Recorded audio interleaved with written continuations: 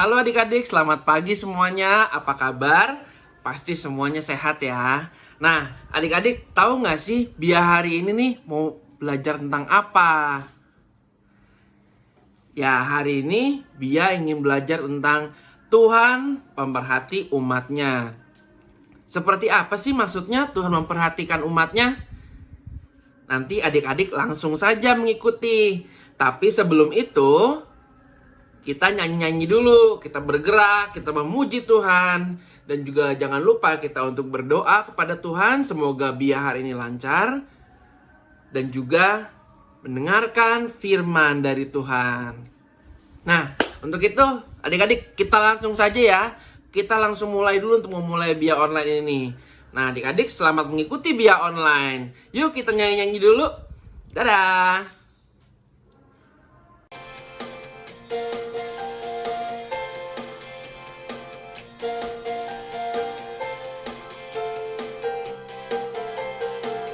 Nyanyi bareng-bareng adik-adik. Tiada berkesudahan kasih setiamu Tuhan, selalu baru rahmat-Mu bagiku. Hari berganti hari, tetap kulihat kasih-Mu, tak pernah berakhir di hidupku. Tiada berkesudahan kasih setiamu Tuhan, selalu baru rahmat-Mu bagiku.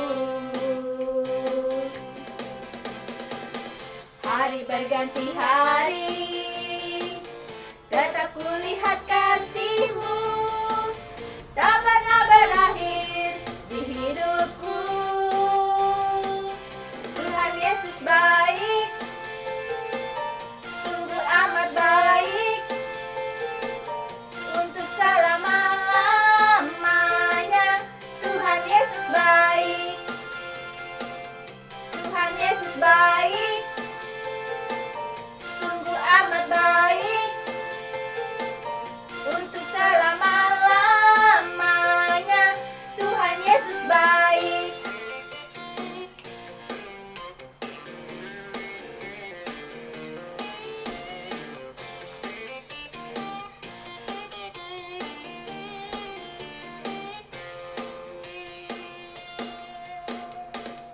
Tiada berkesudahan kasih setiamu Tuhan, selalu baru rahmat-Mu bagiku. Hari berganti hari, tetap kulihat kasih-Mu, tak pernah berakhir di hidupku. Tuhan Yesus baik, sungguh amat baik, untuk selama-lamanya. Tuhan Yesus baik, Tuhan Yesus baik, sungguh amat baik, untuk selama-lamanya. Tuhan Yesus baik, untuk selama-lamanya. Tuhan Yesus baik, untuk selama-lamanya. Tuhan Yesus baik.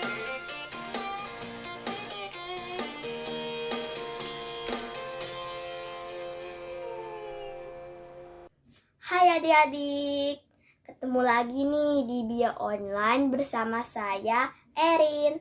Marilah kita siapkan hati untuk berdoa dalam nama Bapa dan Putra dan Roh Kudus, amin. Selamat pagi, Tuhan Yesus yang baik. Terima kasih buat hari baru yang telah Engkau berikan kepada kami semua. Terima kasih juga sudah pelihara dan menjaga kami selalu.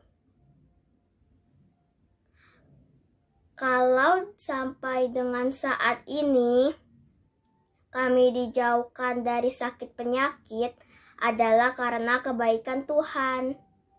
Pimpinlah kami selalu ya Tuhan Yesus.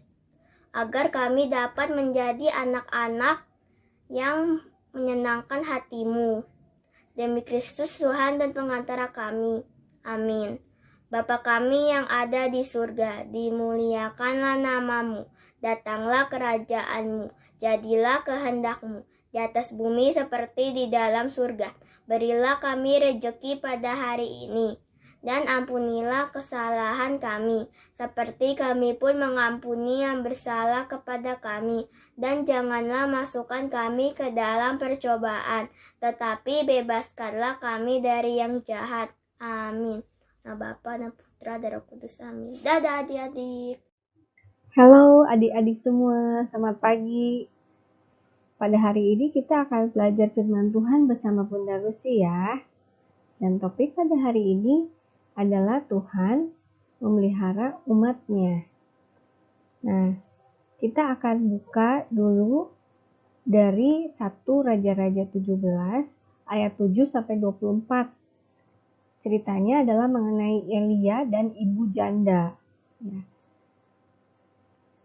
Anak-anak tahu ya, 1 Raja-Raja ada di Perjanjian Lama. Mari kita buka.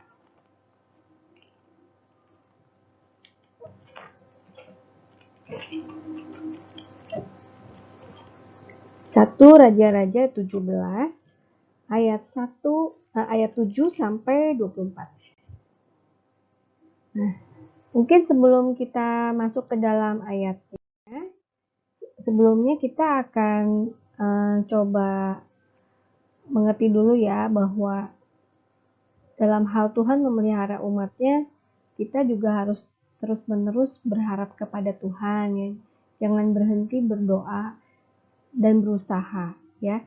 Ketika kita berharap kepada Tuhan, memohon pertolongannya, pastilah Tuhan akan mendengar dan memelihara kita. Nah, mari kita dengarkan cerita Alkitab pada hari ini. Nabi Elia dan ibu janda.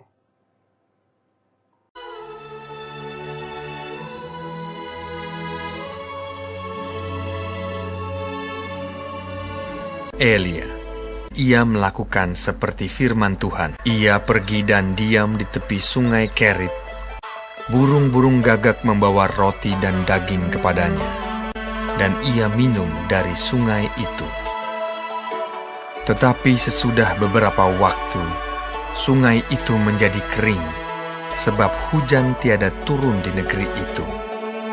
Maka datanglah firman Tuhan kepada Elia.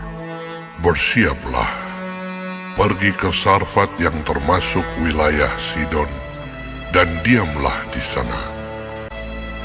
Aku telah memerintahkan seorang janda untuk memberi engkau makan. Sesudah itu ia bersiap, lalu pergi ke Sarfat. Setelah ia sampai ke pintu gerbang kota itu, tampaklah di sana seorang janda sedang mengumpulkan kayu api. Ia berseru kepada perempuan itu, katanya, "Cobalah ambil bagiku sedikit air dalam kendi, supaya aku minum. Ambil juga bagiku sepotong roti." Perempuan itu menjawab, "Demi Tuhan Allahmu yang hidup, sesungguhnya tidak ada roti padaku sedikit pun, kecuali segenggam tepung dalam tempayan dan sedikit minyak dalam buli-buli. Dan sekarang aku sedang mengumpulkan kayu api dan mengolahnya bagiku dan bagi anakku. Dan setelah kami memakannya, maka kami akan mati." Tetapi Elia berkata kepadanya, "Janganlah takut. Pulanglah, buatlah lebih dahulu bagiku sepotong roti bundar kecil daripadanya, dan bawalah kepadaku. Kemudian barulah kau buat bagimu dan bagi anakmu. Sebab beginilah firman Tuhan Allah Israel. Tepung dalam tempayan itu tidak akan habis, dan minyak dalam buli-buli itu pun tidak akan berkurang sampai pada waktu Tuhan memberi hujan ke atas muka bumi. Lalu pergilah perempuan itu dan berbuat seperti yang dikatakan Elia. Tepung dalam tempayan itu tidak habis dan minyak dalam buli-buli itu tidak berkurang, seperti firman Tuhan yang diucapkannya dengan perantaraan Elia. Maka perempuan itu dan dia serta anak perempuan itu mendapat makan beberapa waktu lamanya.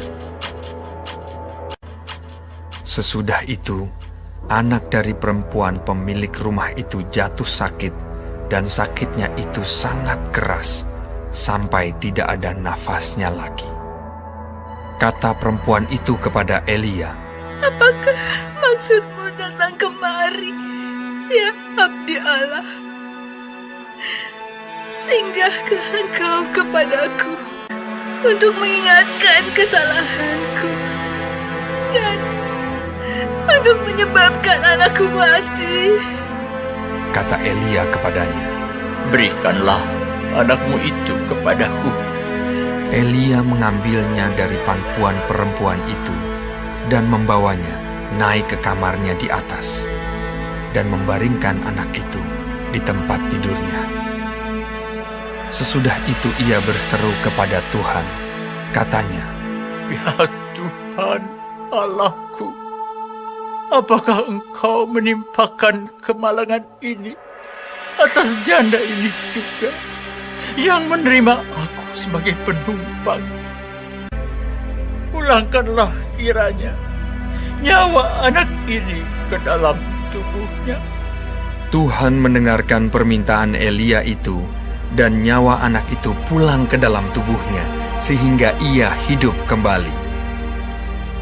Elia mengambil anak itu, ia membawanya turun dari kamar atas, dan memberikannya kepada ibunya. Ini anakmu, ia sudah hidup. Kemudian kata perempuan itu kepada Elia, Sekarang aku tahu bahwa engkau abdi Allah dan firman Tuhan yang kau ucapkan itu adalah benar.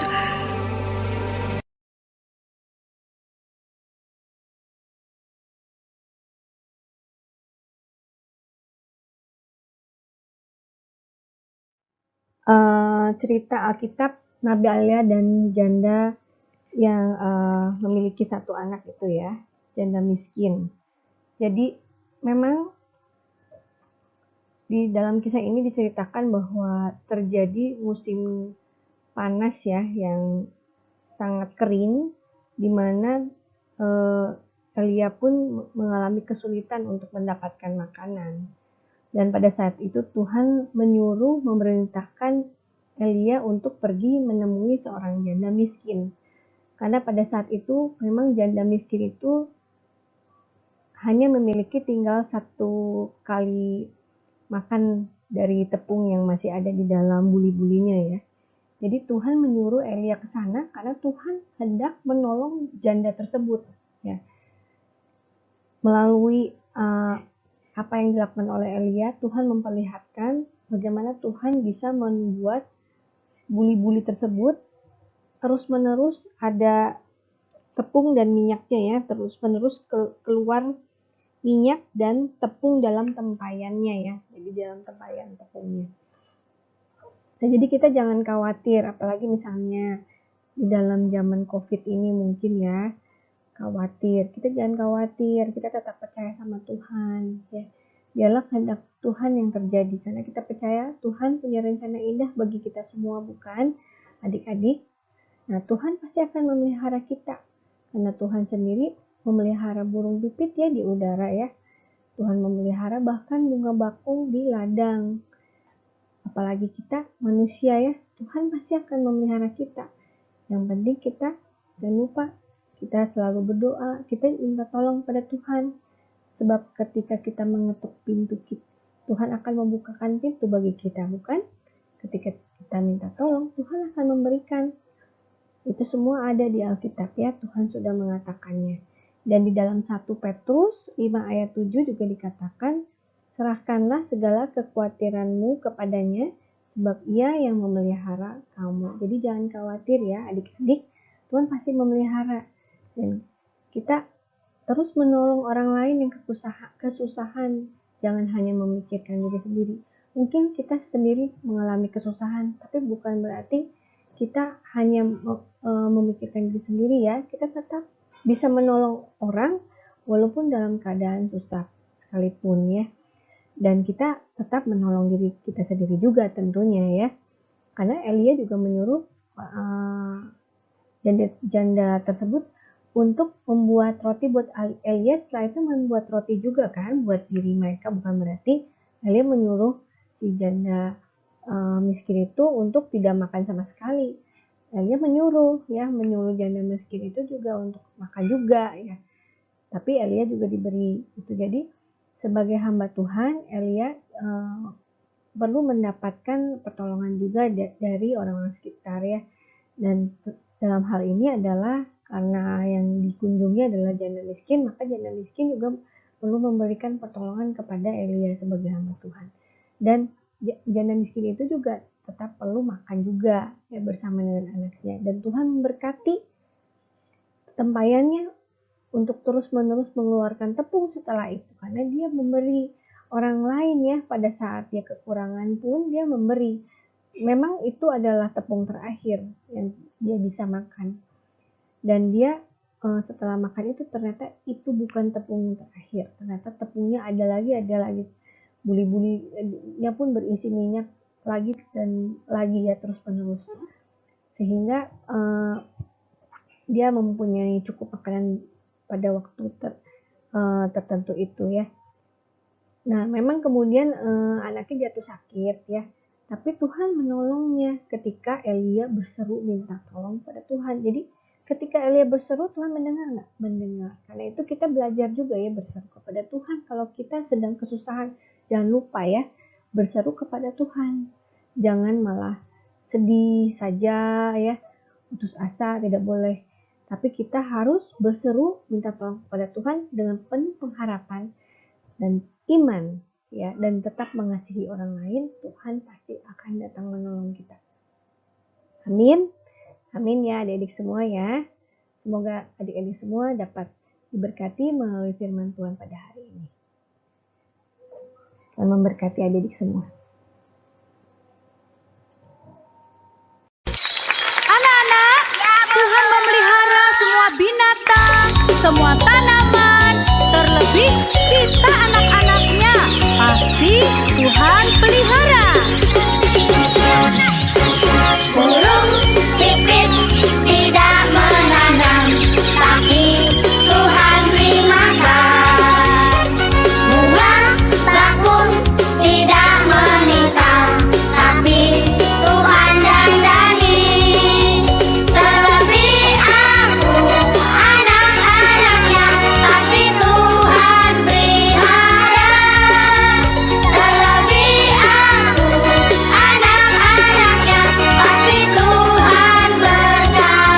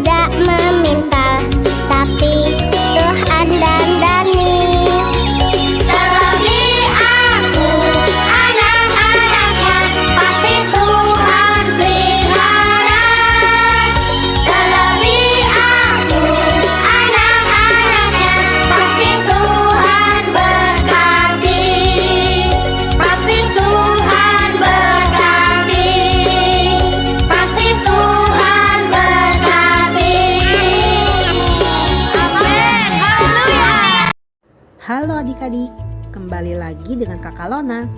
Hari ini kita akan berkenalan dengan Santa Rose Philippine Duchenne.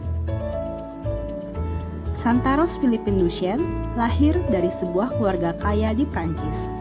Sejak umur 8 tahun, Rose memiliki keinginan untuk menjadi misionaris di benua Amerika, yang saat itu disebut sebagai Dunia Baru. Pada umur 19 tahun, Rose masuk biara susteran. Pada awalnya, ayah dan ibunya menentang keputusan Rose. Namun, karena tekad kuat Rose, akhirnya kedua orang tuanya menyetujui keputusan Rose. Sayangnya, belum sampai Rose mengucapkan kaulnya, terjadi revolusi Prancis sehingga biara yang akan menjadi tempat tinggalnya ditutup paksa. Selama masa revolusi Prancis, Rose hidup layaknya biarawati walaupun ia belum resmi menjadi seorang biarawati. Ia juga mendirikan sekolah untuk anak-anak miskin dan memberikan pelayanan kepada orang sakit.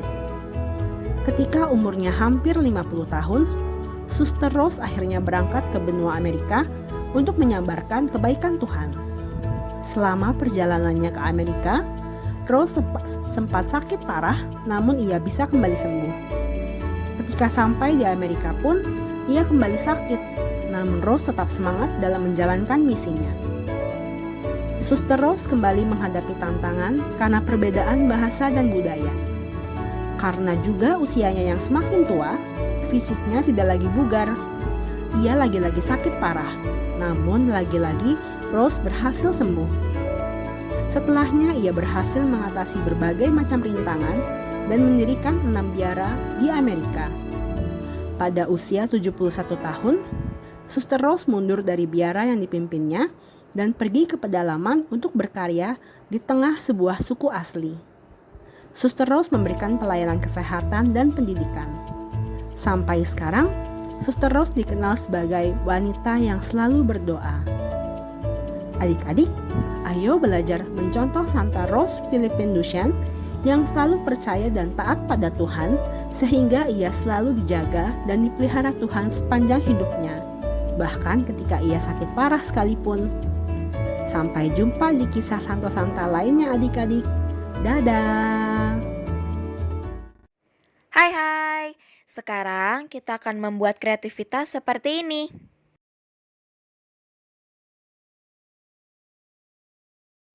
Pertama, ambil selembar karton warna coklat, lalu buat lingkaran seperti ini dengan diameter 21.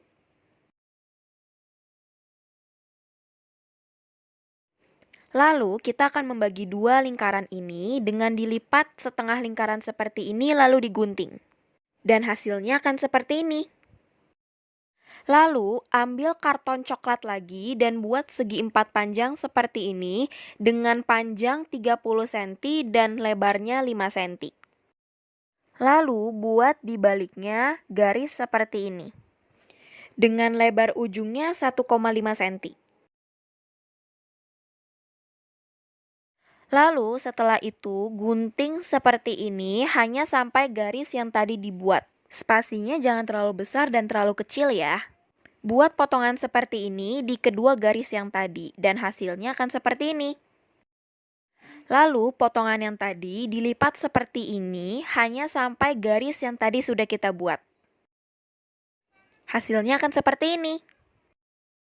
Lalu lipatan ini juga buat di yang satunya lagi ya.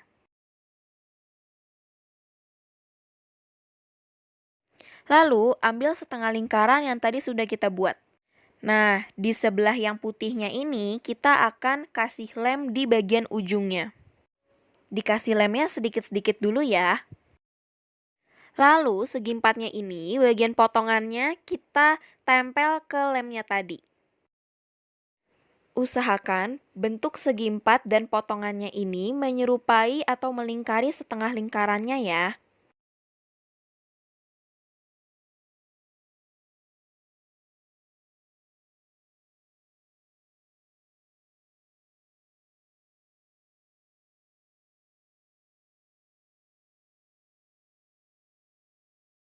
Dan kurang lebih hasilnya akan seperti ini. Nah, lalu jika ada lebihnya seperti ini, boleh dipotong ya.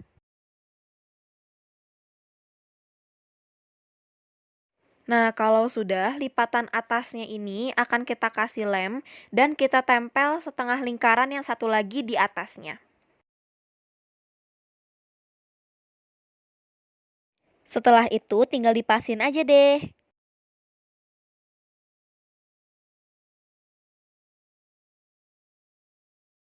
Dan kalau sudah jadi, hasilnya akan seperti ini. Setelah itu, agar menyerupai keranjang roti, kita akan membuat garis-garis seperti ini. Garis-garisnya ini dibuat menggunakan spidol ya.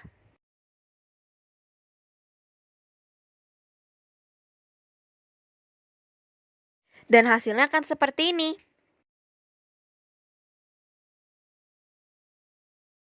Lalu, buat lagi segi 4 panjang seperti ini dengan lebar 2 cm dan panjangnya bebas. Segi 4 yang kali ini untuk membuat pegangannya, jadi panjangnya bisa bebas. Lalu, segi 4 panjangnya ini tinggal kita lem dan tempel ke keranjang bagian bawahnya. Dan lakukan hal yang sama ke sebelahnya.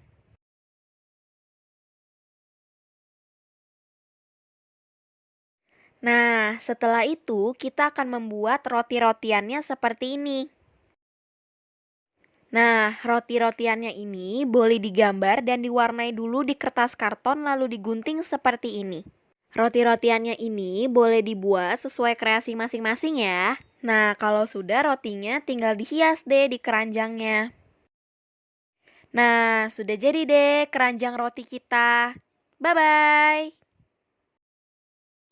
Hai adik-adik, sekarang sekolah minggu sudah selesai. Marilah kita siapkan hati untuk berdoa. Karena Bapa dan Putra dan Roh Kudus, amin. Tuhan Yesus, sekolah minggu sudah selesai. Tapi firman-Mu tetaplah tinggal selalu di dalam hati kami. Hari ini kami belajar bahwa Engkau selalu pelihara umat-Mu. Dan kami bersyukur memiliki Bapa yang begitu baik bagi kami anak-anak-Mu. Terima kasih Tuhan Yesus atas segala kemurahan-Mu. Demi Kristus Tuhan dan pengantara kami. Amin. Salam Maria, penuh rahmat, Tuhan sertamu. Terpujilah engkau di antara wanita, dan terpujilah buah tubuhmu Yesus. Santa Maria, Bunda Allah, doakanlah kami yang berdosa ini, sekarang dan waktu kami mati. Amin. Nama Bapa dan Putra dan Roh Kudus. Amin. Dadah. Nah, adik-adik tadi sudah mengikuti BIA online ya. Semoga adik-adik jadi mengerti maksudnya kenapa Tuhan memperhatikan umatnya. Tuhan begitu mengasihi kita. Nah, kalau begitu hari ini BIA online sampai di sini dulu. Semoga apa yang disampaikan oleh kakak-kakak pembina BIA online ini bisa adik-adik mengerti. Oke? Nah, kalau begitu kita berpisah dulu sampai di sini. Sampai jumpa lagi di BIA online berikutnya. Dadah!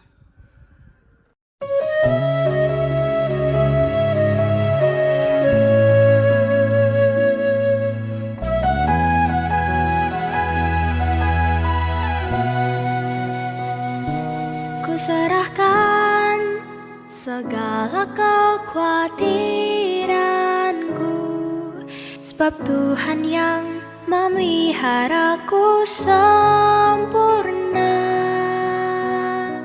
Ku rendahkan diriku dalam tangan-Mu, karena kekuatan-Mu yang mengangkatku.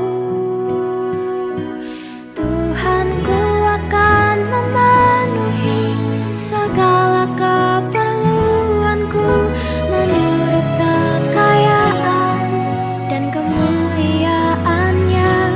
Tuhanku akan memenuhi segala keperluanku menurut kekayaan dan kemuliaan-Nya.